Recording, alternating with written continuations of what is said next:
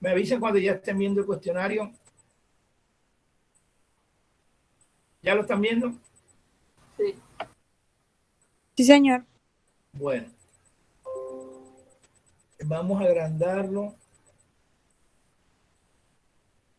Y de este cuestionario, en la sesión anterior contestamos la pregunta 67 y la 68. Ah, no, perdón, la pregunta 69 y la pregunta 70, ¿verdad?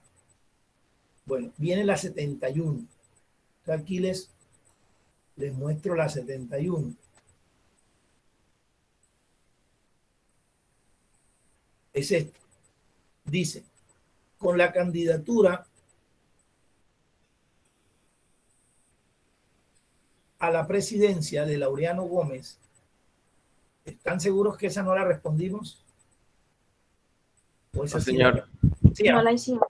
no la hicimos. Con la candidatura a la presidencia de Laureano Gómez y la necesidad de su partido de mantenerse en el poder, se precipitó una etapa de la violencia más abiertamente sanguinaria en el país. Así, León María Lozano, denominado el Cóndor, se fortaleció como, comillas, pájaro profesional urbano, cierro comillas, es decir, un sicario político.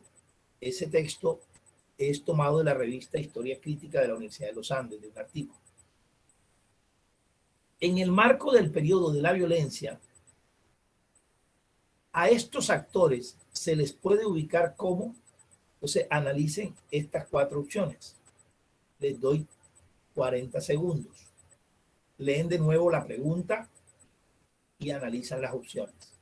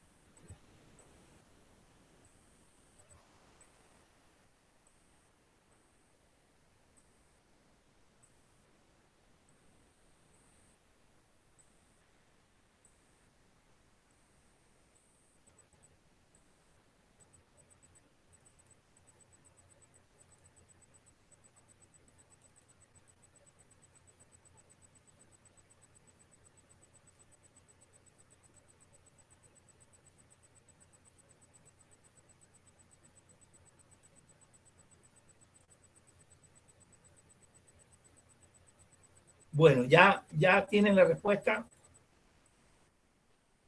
Sí, señor. Entonces, yo voy a ir llamando. ¿Cómo les gusta? ¿Que yo llame o que levanten la mano? Levantar la mano. Dar la mano. ¿Quiénes quieren responder esta pregunta? Bueno, Carlos Vargas levantó la mano. Adelante, Carlos. ¿Cuál es tu respuesta? Mi respuesta es la A, teniendo en cuenta que Laureano Gómez era conservador, entonces por derecho las opciones liberales se irían. Una que podría entrar a defender podría ser los militares que defendían al gobierno de turno. No obstante, yo leí hace tiempo que acerca de este señor y no era como tal un militar, sino eran como tal unos grupos paramilitares, los primeros grupos paramilitares. Bueno, lee la opción A, por favor. Defensores de las ideas del Partido Conservador. Correcto, esa es la respuesta. Muy bien. Esta pregunta se refiere al periodo de la segunda mitad de la década de los 50.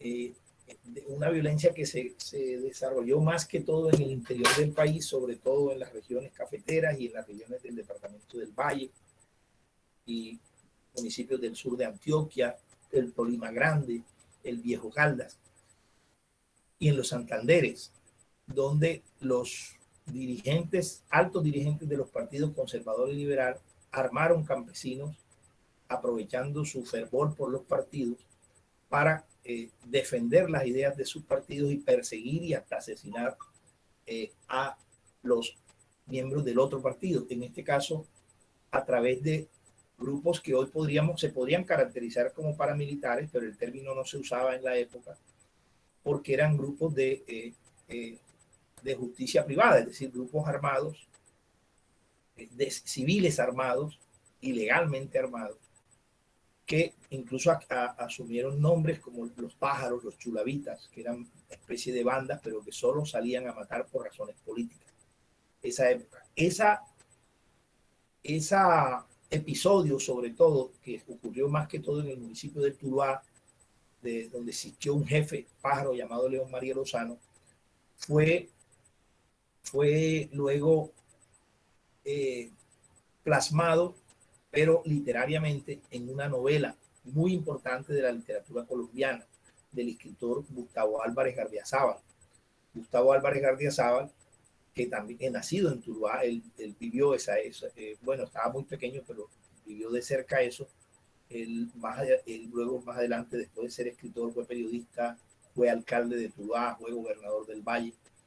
Bueno, Gustavo Álvarez Gardiazabal escribió la novela titulada Cóndores no entierran todos los días, y así le llamaban a León María Lozano el Cóndor, el líder del grupo de los pájaros. Y él plasma en la novela más o menos, no la vida del cóndor, sino todo la trama de los pájaros y de León María Lozano como jefe de los pájaros en esa novela. Esa novela, que fue un bestseller de la literatura colombiana, fue llevada al cine después por Jorge Alitriana en la película que se llamó también Cóndores no entierran todos los días. Esa película se encuentra, creo que debe estar en Netflix o en una de esas plataformas, pero también en las tiendas. En Barranquilla todavía hay una tienda o dos tiendas de alquiler de películas en CD, también la hay. Yo la conozco muy bien porque en mis clases de ciencias sociales en el colegio alemán y en otros colegios tengo organizado una estrategia de cineforo con esa película para analizar la violencia en Colombia de los años 50. Bueno, ¿alguna pregunta sobre esta temática? Bueno, esa es la respuesta correcta. Muy bien, Carlos.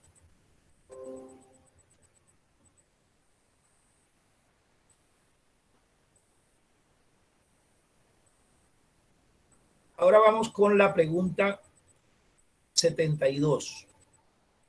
Dice, en un municipio se decide realizar un proyecto de explotación minera.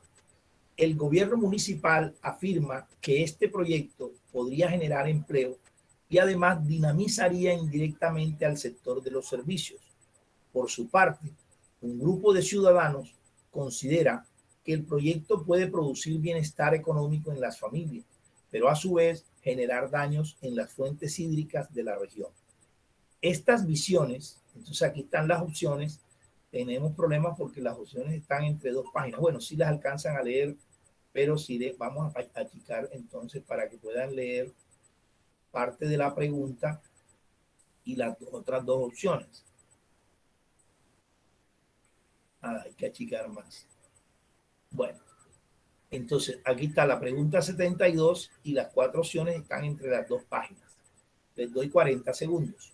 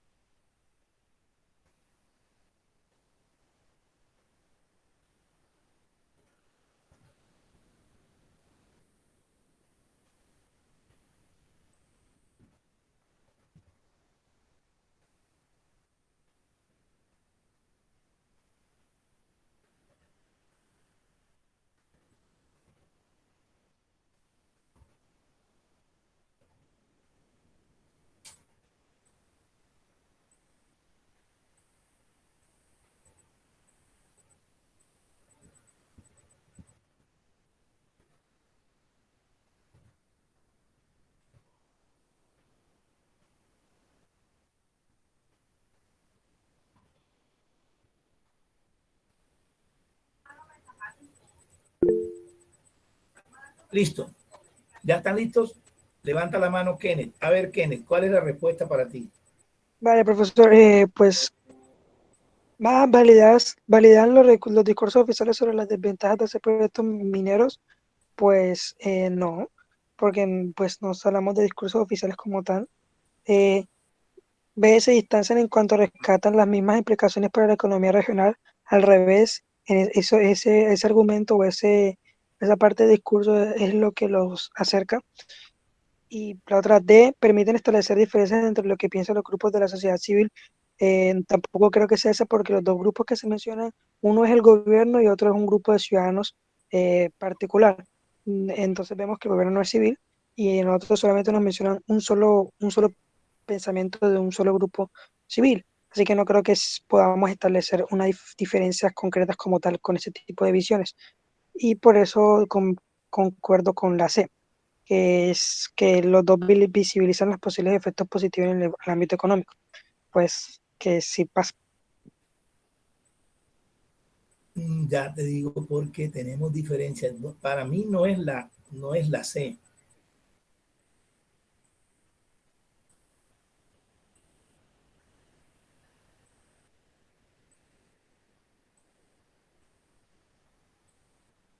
Porque en la C se desconocería un componente que está en la información de la pregunta, y es que los ciudadanos que, aunque consideran que el proyecto puede producir bienestar a las familias, ellos reconocen que va a generar daños en las fuentes hídricas. Entonces, para mí la respuesta es la D, porque establece diferencias entre lo que piensan los grupos de la sociedad civil. Ya, ahora, esa D tiene un problema, y es que el gobierno no es un componente de la sociedad civil, ¿cierto? No se considera un componente porque es de la sociedad política. Ya, entonces, eh, la pregunta tiene un problema en la formulación, que me he dado cuenta en este cuestionario ocurre a veces. Y hay problemas también en formulación de algunas preguntas. Ahora que estoy preparando la tarea con este cuestionario, analizándolo, respondiéndolo, formulando preguntas, encuentro que no es un cuestionario tan perfecto. O sea, como es una empresa distinta a Elmer Pardo, que me conseguí porque esa empresa ahora la están contratando otros colegios que como que tienen problemas con Elmer Pardo. Pero me estoy dando cuenta que no son tan buenos los cuestionarios, pero bueno, de todas maneras sirven para estudiar. Entonces tenemos esa diferencia ahora mismo. Para mí es la D, porque se refiere a diferencias y hay diferencias en las dos posturas. Y una de las diferencias es que la postura de los ciudadanos sí tiene en cuenta el daño ambiental, que es el principal conflicto que se genera en estos casos, cuando hay un proyecto de explotación minera que el gobierno lo apoya y hay posturas de la ciudadanía que lo rechazan, normalmente de los partidos verdes, de los ambientalistas, de los grupos juveniles, de los grupos de investigación en las universidades, que terminan organizando marchas contra los proyectos mineros hasta que se convocan consultas populares, porque este es una problemática que se resuelve a través de consultas populares, donde la gente vota sí o no quiere que se desarrolle el proyecto hídrico. Si la gente vota que no, el gobierno tiene que respetar eso y no desarrollar el proyecto minero. Entonces, yo dije ahorita proyecto hídrico, proyecto minero, corrijo. Y ya ha ocurrido en Colombia, ese es un hecho que se repite mucho. A veces pues las consultas las pierden los ambientalistas y de todas maneras se desarrolla el proyecto minero. Esta pregunta tiene esos dos problemas, que para que la C sea cierta, se estaría desconociendo que en la información se, se plantea que los ciudadanos, a la vez que reconocen que el proyecto puede producir bienestar, reconocen que genera daños en fuentes hídricas. Entonces hay diferencias de visiones, que es lo que dice la opción D. Pero dice que es de la sociedad civil y el gobierno hace parte de la sociedad política. Pero la C Perdón, eso sería el problema de la C. La D dice que son de la sociedad civil y sería el gobierno de la sociedad pública. Entonces, las dos opciones tienen problemas. Para mí, de todas maneras, sería la D. ¿Sí me he explicado? Sí, sí, pero igualmente la C, pues yo creo que ajá, porque dice, como dice, tienen en común, creo que de cierta manera está visibilizando que hay diferencias, Ah, pero ajá, buscar algo concuerdo en con que común. no se Bueno, hacen. pero sabe que viéndolo así tú tienes razón, porque hace énfasis en la opción de respuesta, en la redacción de la opción de respuesta, que tienen en común algo, no importa que haya algo que los diferencia. Y esa diferencia es más fuerte que el error de considerar el gobierno sociedad civil. Bueno, entonces voy a cambiar yo acá en mi hoja de respuestas y la respuesta no es la D, sino la C. Listo. Bueno, gracias que me hiciste ver esa diferencia y ahora veo que sí tienes razón. Bueno, gracias. Vamos con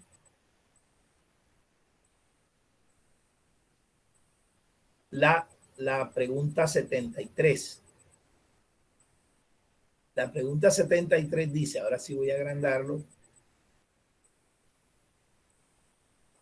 El mensaje más importante de la literatura económica reciente relacionada con el papel de los recursos naturales en el desarrollo económico es que la abundancia de los primeros no necesariamente conduce al desarrollo. Para que un país pueda aprovechar la riqueza del petróleo y en general las riquezas naturales no renovables, debe contar con instituciones que garanticen la seguridad de los derechos de propiedad, reduzcan la extracción de rentas y propicien la adopción de políticas macroeconómicas orientadas al manejo adecuado del auge de estos recursos, como el uso de políticas fiscales y monetarias anticíclicas. Eso es tomado de una revista del Banco de la República. En este contexto, una política anticíclica estaría, estas son las cuatro opciones, pero para que en los 40 segundos también relean la información, voy a achicarla. Va a ser difícil que se vea todo en un solo pantallazo. Bueno, ustedes tienen buena vista. Además soy yo. ¿Sí lo ven ahí? Sí, Bueno, listo. Entonces les doy 40 segundos para que lean de nuevo la información y analicen las opciones.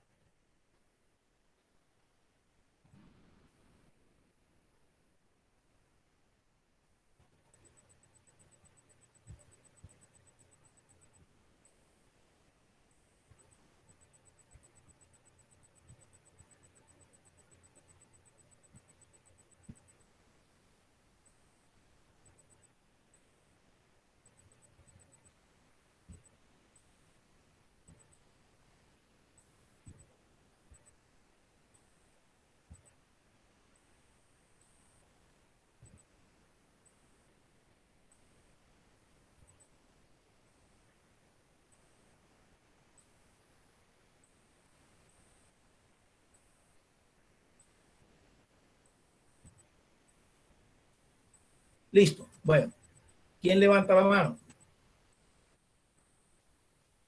Y quiera responder la pregunta 72.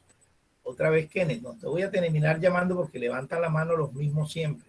Y la idea es que todos estén conectados. Yo que ni siquiera puedo comprobar que están, porque conectados es una cosa y otra, y que estén ahí es otra, porque pueden tener la banderita esa volteada, pues ni siquiera foto ponen y no estar ni siquiera en la cámara. Entonces, por eso mejor los llamo.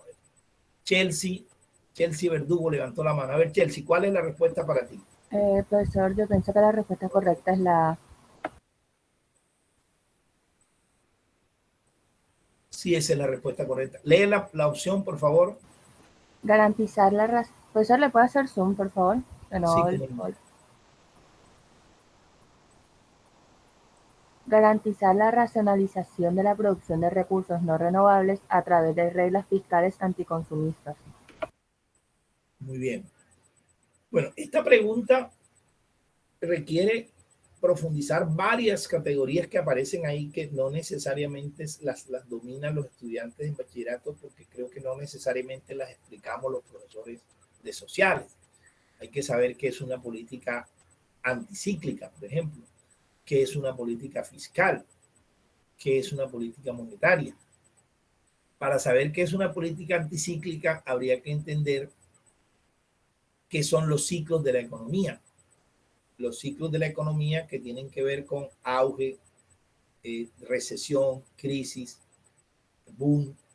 Es decir, la economía funciona, la economía capitalista funciona de acuerdo o se desarrolla cronológicamente con unos ciclos que tienen que ver con la capacidad que tiene el sistema de facilitar que quienes invierten en la producción y en las actividades económicas acumulen suficiente rentabilidad, haya suficiente rentabilidad para que acumulen capital y lo reinviertan en la misma producción. Es decir, crezcan las empresas, amplíen sus campos de acción, amplíen los mercados, produzcan más mercancías, paguen mejores salarios, contraten más empleados.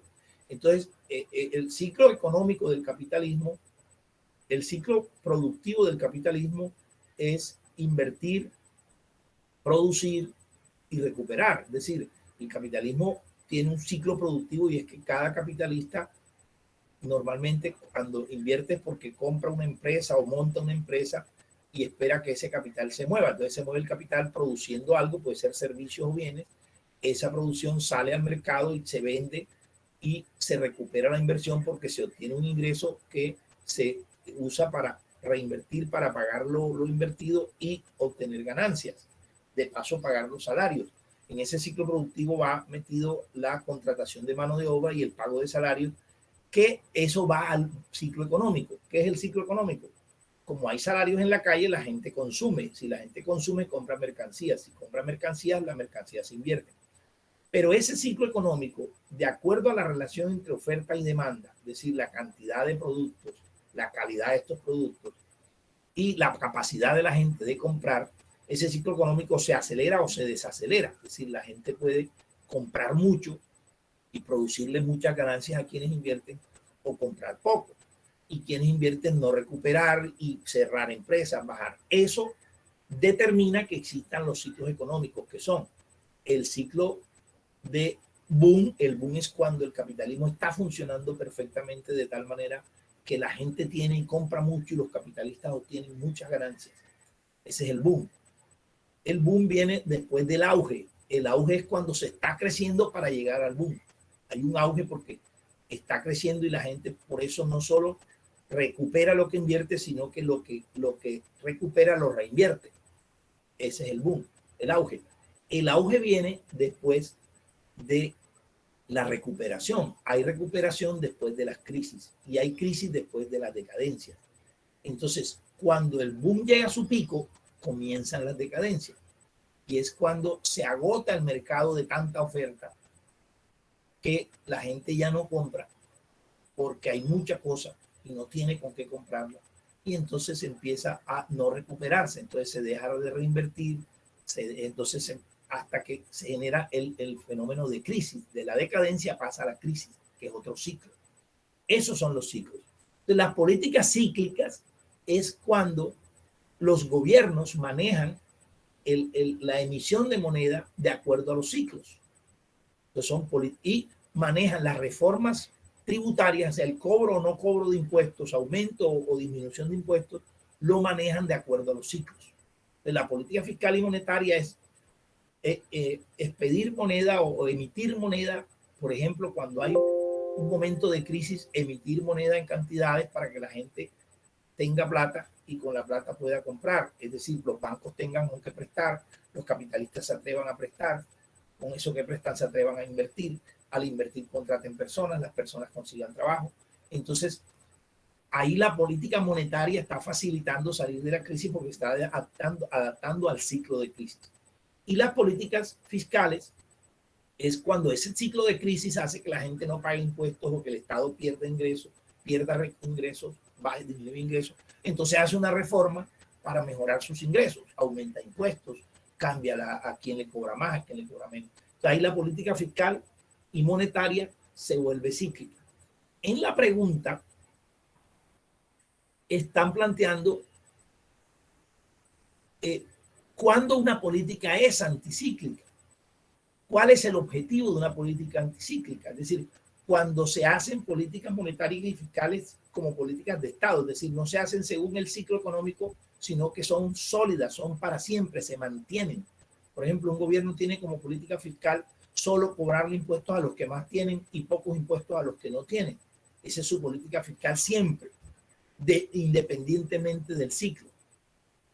Entonces, en las políticas fiscales anticíclicas que no tienen en cuenta el ciclo, el gobierno se adapta a las condiciones del país, que son condiciones permanentes. Los países, ¿cuáles son las condiciones económicas de un país? Hay países que son monoexportadores, hay países que son exportadores, hay países que son fuertes en el sector terciario porque no tienen que exportar en el sector primario y secundario. Es decir, hay países ricos en recursos mineros, hay países ricos en recursos agrícolas, hay países ricos en el sector industrial. Entonces, según la estructura de la economía del país, debe ser la política económica. Entonces, cuando es así, es una política racional y racionaliza la producción.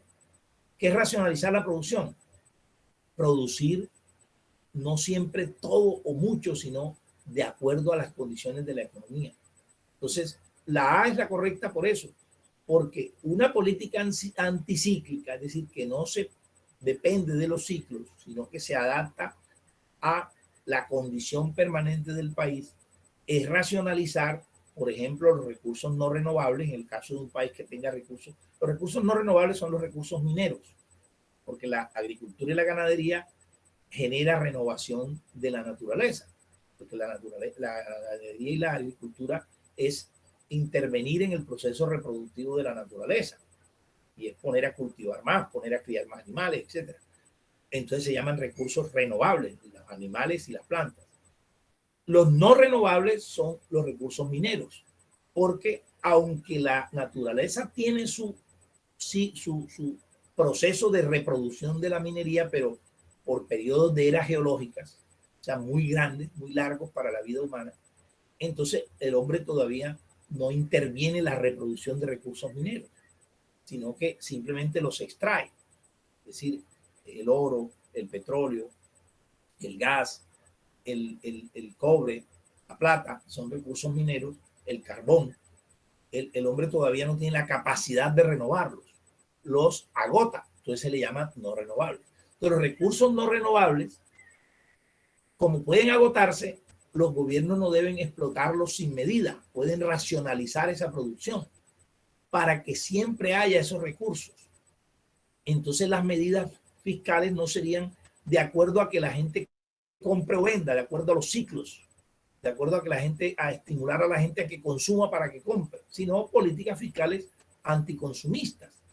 Al contrario, desestimular a la gente que consuma para que las cosas duren más. Por ejemplo, la energía, hacer políticas de racionalización de energía, porque la energía depende de los recursos hídricos, en algunos casos la energía hidroeléctrica. Entonces, a enseñarle a la gente, son políticas públicas y políticas fiscales. estimular con impuestos a la gente que ahorre energía. Esas serían racionales, políticas para racionalizar tanto la producción como el consumo de los recursos no renovables. Y eso se llaman políticas anticíclicas. ¿Sí me he explicado? Sí, profesor. ¿Preguntas? Bueno, vamos con una pregunta más. Sería la pregunta 74. Dice, para el año 2000 se calcula que en Colombia, de cada 1000 niños que inician la primaria, solo 403 de ellos completarían el ciclo académico de grado 11, o sea, como un 40%. Un factor que incide significativamente en la diferencia entre la cantidad de niños que entran a primero y los que llegan a grado 11 es la deserción escolar. Deserción es retirarse, irse, no ir más a la escuela. Deserción escolar. Dentro de las posibles soluciones a esta problemática se ha propuesto, bueno, aquí tenemos problemas porque, bueno, seguimos leyendo la pregunta porque estas todavía no son las opciones de respuesta. Cuando están con números, unos enunciados son parte de la información. Entonces sigo leyendo esa parte de la información. Dentro de las posibles soluciones a esta problemática se ha propuesto: 1, promover la creación de instituciones que ofrezcan todo el ciclo escolar. 2, generar planes de mejoramiento institucional que garanticen la permanencia de los estudiantes. 3, construir colegios que ofrezcan el ciclo de primaria en las zonas rurales. Y 4, introducir innovaciones educativas que motiven a los padres y alumnos a permanecer en las instituciones. ¿Cuál de estas propuestas son incompatibles? Entonces hay que releer la 1, la 2, la 3 y la 4 para responder. Las opciones son combinaciones. Y hay que buscar la única, porque hay una sola combinación de dos opciones que son incompatibles. Entra esta pregunta para que la analicen. El problema es la proyección. Vamos a ver. Habría que proyectarla bien chiquitica. Bueno. Demasiado chiquitica. Así alcanzan a leer la información, las opciones y las combinaciones de las opciones de solución. ¿Sí alcanzan a leerla? Sí. Bueno. Analicen a ver, yo creo que sí pueden. La otra opción es, no hay forma, porque está muy mal repartida esta pregunta. Este cuestionario no fue impreso ni editado pensando en la virtualidad, mucho menos conociendo las limitaciones de Google Meet. Bueno,